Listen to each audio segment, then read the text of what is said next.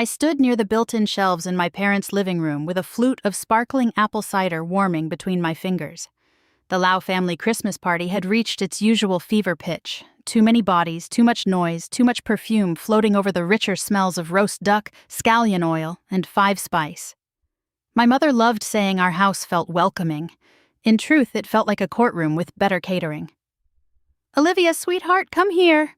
My mother's voice sliced through the chatter. She stood beside the piano in a silk dress the color of dark wine, surrounded by Aunt Linda, Uncle Peter, and cousins I only saw when there was food and an audience. Her smile was polished and dangerous. "Tell everyone about your new hospital job." There it was, the trap I'd been avoiding all evening. "I work at St. Catherine's Medical Center," I said, keeping my tone flat. My mother laughed softly, the way she did when she was about to humiliate me under the cover of affection. "She's so private. Olivia basically handles calls and schedules. It's not glamorous, but at least after all those years in school, she's finally employed." Aunt Linda touched my elbow, pity wrapped in cashmere. "Well, honest work is still work." My older brother Ethan appeared on cue, smug from another story about another property deal. At 33, he was the family's masterpiece.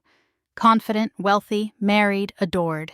He grinned at me. "So, Liv, still doing front desk duty in Scrubs?" "I'm not at the front desk," I began. "She says she's in healthcare," my mother added in a stage whisper. "It sounds nicer than receptionist." A few cousins laughed.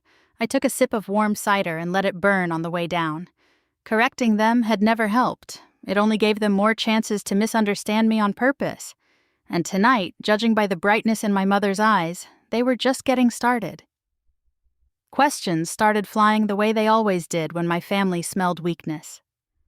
"How much does a hospital receptionist even make?" my cousin Ryan asked. "Not enough for Manhattan rent," Ethan said, laughing. "Good thing she never had expensive taste." My father stepped into the circle, hands clasped behind his back, like a judge entering chambers. "I offered her a position at our company, better salary, better future, but she insisted on this hospital arrangement. I like the work," I said. My mother gave me a look full of patient disappointment. "Answering phones is not healthcare, Olivia. It's clerical support." The small pager in my purse began to vibrate. Once, then again, I ignored it. "The real shame," my mother went on, "is the education. 8 years, was it? 9, all that money, and now this." 8, I said automatically. "Plus fellowship." She waved a jeweled hand. Whatever it was, it clearly didn't lead where it should have. My pager buzzed harder. A cold thread slipped down my spine. That wasn't random, that was insistence. Then my phone lit up. St. Catherine S., Director Alvarez. I stepped away before answering. "Dr. Lau." "Chief, thank God." Alvarez sounded strained.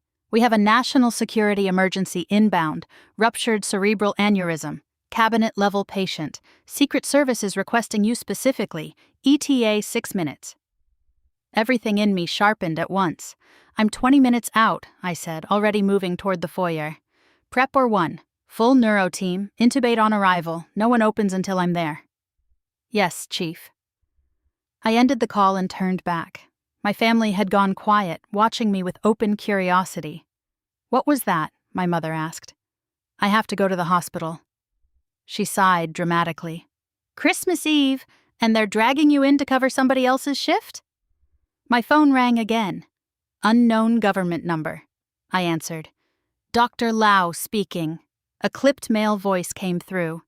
"Chief Lau, this is Special Agent Barrett. Confirm you are en route." Every face in the room changed. "Confirmed," I said, grabbing my coat. "Clear the surgical floor. Nobody touches the patient until I arrive." I hung up to silence. My mother stared. "Why would federal agents call you chief?" I opened the door. "Because I'm chief of neurosurgery."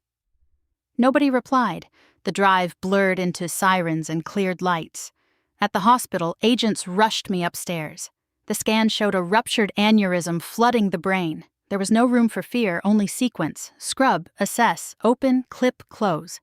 5 hours later, the bleeding was stopped and the patient was alive. When I checked my phone, it was exploding. "Mom, Call me. Ethan, is CNN talking about you? Dad, we need to discuss this. I answered my mother. You're really a surgeon? She whispered. I always was. Silence. Then, why didn't you tell us? I did, I said. You preferred the version of me that made Ethan shine brighter. The next morning they came to my apartment, apologetic beneath my diplomas. I let them speak. Then I said, next time, believe me the first time. My phone buzzed with an update from ICU. Stable, awake, neurologically intact. That was enough.